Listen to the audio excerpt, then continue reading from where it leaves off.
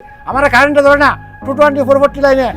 নিজের শরীর দিয়ে বিদ্যুৎ প্রবাহিত করে রান্না করছেন ভাত, চলছে ফ্যান, জ্বলছে লাইট। এ যেন আজব বিদ্যুৎ মানব। মানে আমি তো দুয়ারে না ধরে রাখলে ভাত ফতর সিদ্ধ হয়ে যাবে, বুঝছেন? ডিম তো সিদ্ধ হয়ে, হ্যাঁ এইগুলো সিদ্ধ হয়ে বাল্ব জ্বলছে আমার শরীর থেকে, দেখছেন চলছে যে বাল্ব, এই যে জ্বলে, দেখছেন? শুধু তাই নয়, সচল বিদ্যুৎ লাইনে হাত দিলেই যেখানে মৃত্যু, সেখানে উচ্চ ভোল্টেজের বিদ্যুতের তারে দিব্যি ঝুলে থাকা সহ শরীর দিয়ে বিদ্যুৎ প্রবাহিত করে ডিম সেদ্ধ করেন আয়নাল মিয়া।